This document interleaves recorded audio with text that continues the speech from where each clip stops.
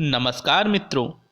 आज हम पढ़ेंगे पाठ काले मेघा पानी दे, जो कि है कृति धर्मवीर भारती जी की। यह है आपका अपना channel CBSE Hindi with Mathura Das. आज हम पढ़ रहे हैं आरोह भाग 2, जो कि कक्षा 12 की हिंदी आधार की पाठ्य पुस्तक है। उसका गद्य खंड, जिसका पाठ 13 धर्मवीर भारती का कृत काले मेघा पानी दे। देखते हैं लेखक का परिचय। धर्मवीर भारती का जन्म 25 दिसंबर 1926 ईस्वी को इलाहाबाद में हुआ। इलाहाबाद विश्वविद्यालय से आपने हिंदी में MA करने के उपरांत DPhil की उपाधि प्राप्त की। इसके बाद आपने इलाहाबाद विश्वविद्यालय में ही प्राध्यापक के रूप में अध्यापन कार्य किया।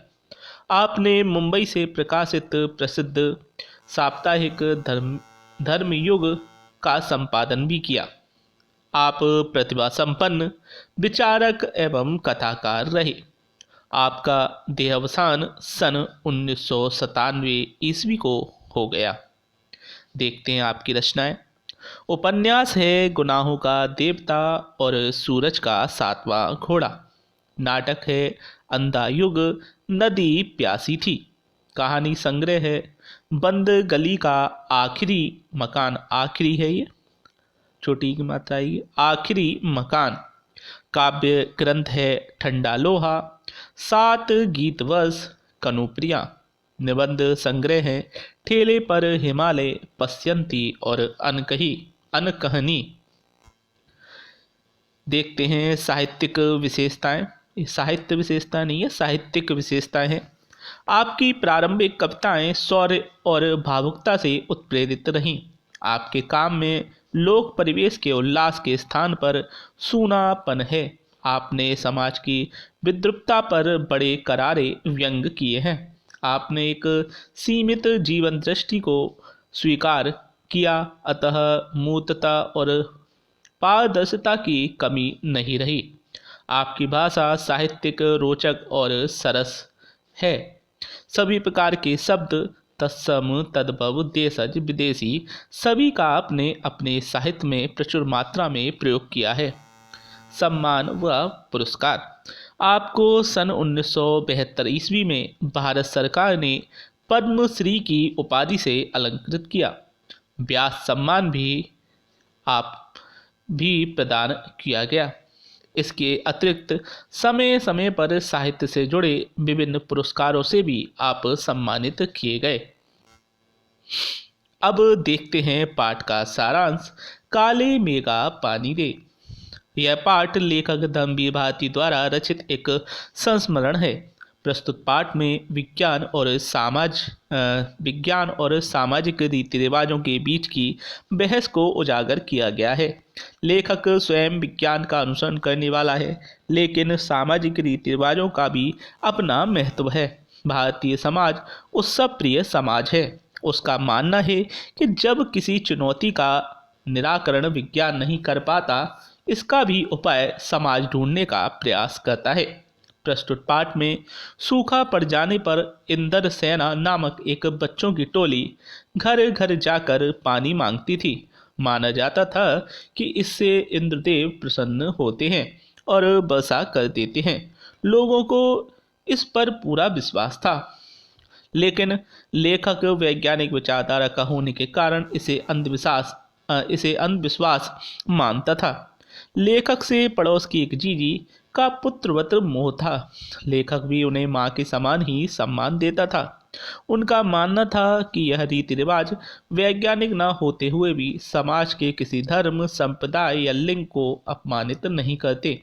यह रीति रिवाज आपातकाल होने पर लोगों को निराशा से दूर करते हैं। समाज में चलती आ रही विचारधारा, जिसके अंतर्गत कुछ पाने के लिए कुछ देना भी होता है, के विभिन्न उदाहरण जीजी लेखक को देती हैं। अतः लेखक के मन में विज्ञान और रीति रिवाजों के विषय में जो विचार उत्पन्न हुए हैं, प्रस्तुत पाठ के अंतर्गत हमें देखने को मिलते हैं। अब देखते हैं विस्तार से पाठ का सारांश। पहला बिंदु है गांव के बच्चे और अंधविश्वास। जहाँ जुताई होनी चाहिए वहाँ खेती की मिट्टी सूख कर पत्थर हो जाती है। लू ऐसे चलती है कि आदमी आधे रास्ते लू लग जाने के कारण गिर पड़े। जीव जंतु प्यास के कारण मरने लगते हैं, लेकिन बारिश का कहीं कोई नामो निशान नहीं। जब सभी पूजा पाठ कथा विधान आदि करके हाथ कथा विधान आदि करके हार जाते हैं, तब अंतिम उपाय निकल कर आता है इंद्र सेना। इंद्र सेना या मेढक मंडली, लोगों ने उन्हें यह दो नाम दे रखे थे। जो उनसे चिढ़ते थे वे उन्हें नग्न स्वरूप शरीर, उछल कूद मचाने वाले और शोर शराबा करने वाले मेढक मंडली पुकारते थे। संख्या में वे 10-12 होते थे, जिनकी उम्र 16 से 18 वर्ष होती थी। वे सब एक जगह इकट्ठा होते और जयकारा लगाते, बोल गंगा मैया की जय। उनके जयकारों को सुनकर लोग सावधान हो जाते। स्त्रियां और लड़कियां छज्जों पर से झांक कर उन्हें देखने लगती। यह नंग धड़ंग तोली उछलते कूदते पुकारती, काले मेघा पानी दे, गगरी फूटी बैल प्यासा पानी दे, गुड़धानी दे, काले मेघा पानी दे। जेठ या आषाढ़ के शुरू के दिनों में पानी की कमी होती, तब भी घर में सहेज कर रखे हुए पानी में से लोग भर भर कर पानी लाते और इन बच्चों की टोली को सर से पैर तक तर कर देते। पानी फेंकने से पैदा हुई कुछ कीचड़ से यह लथपथ हो जाते। दूसरा बिंदु है अनावृष्टि से आशंकित लेखक व ग्रामीण। अनावृष्टि अर्थात कम वर्षा होना। आषाढ़ का पहला पखवाड़ा बीत चुका होता, पर क्षितिज पर कहीं बादल की रेखा भी नहीं दिखती। कुएं सूखने लगते, नलों में एक तो बहुत कम पानी आता और वह लगभग खौलता हुआ सा होता, यानी बहुत गर्म होता। शहरों की तुलना में गांव में और भी हालत खराब होती। अनावृष्टि की घटना के बाद अंतिम उपाय के रूप में इंद्रसेना ही रह जाती, परंतु लेखक को यह सब बातें अंधविश्वास ही लगती, क्योंकि इस सब में पानी बर्बाद हो जाता। लेखक का मानना था कि इन्हीं अंधविश्वासों के कारण हमारा देश लंबे समय तक अंग्रेजों का गुलाम बना रहा। तीसरा बिंदु है आर्य समाजी संस्कार और जीजी का प्रेम। लेखक बचपन से आर्य समाजी संस्कार रखते थे। इस कारण कुमार सुधा सभा के उपमंत्री बना दिए गए। लेखक को बचपन में जिससे सबसे अधिक प्रेम मिला वे थी जीजी। यूं तो रिश्ते में लेखक की कोई न थी, लेकिन उम्र में माँ के बराबर होने के कारण लेखक उन्हें माँ के समान ही प्रेम करता था। पड़ोस में ही रहती थी। लेखक में समाज सुधार का जोश कुछ ज़्यादा ही था। लेखक अंधविश्वास के खिलाफ था, उसे जड़ से उखाड़ फेंकना चाहता था। परंतु मुश्किल यह थी कि जीजी का कोई त्योहार अनुष्ठान बिना लेखक के नहीं होता था। दिवाली, जन्माष्टमी, होली, सभी में जो रीति रिवाज किए जाते वे सब जीजी लेखक के हाथों से ही कराती, ताकि उसका पुण्य लेखक को मिल सके। अगला बिंदु है जीजी द्वारा लेखक को रीति रिवाज के पीछे का ज्ञान बतलाना। जीजी रीति रिवाजों को पूरी तरह मानती थी। उसके पीछे का ज्ञान लेखक को देती रहती। जब इंद्र सेना के बच्चे गली से निकले तो एक बार की बात है, जब इंद्र सेना के बच्चे गली से निकले तो जीजी ने बाल्टी भरकर लेखक को दी। उनका कहना था कि लेखक बाल्टी का पानी इंद्र सेना पर डाले, परंतु लेखक ने साफ इनकार कर दिया। लेखक इस बात पर जीजी से गुस्सा भी हो गया। काफ़ी समय तक वे जीजी से बोला भी नहीं। इस पर जीजी भी कुछ गुस्सा हुई, लेकिन थोड़ी देर बाद ही लेखक को समझाते हुए बोली, भैया समझो, यह अंधविश्वास नहीं।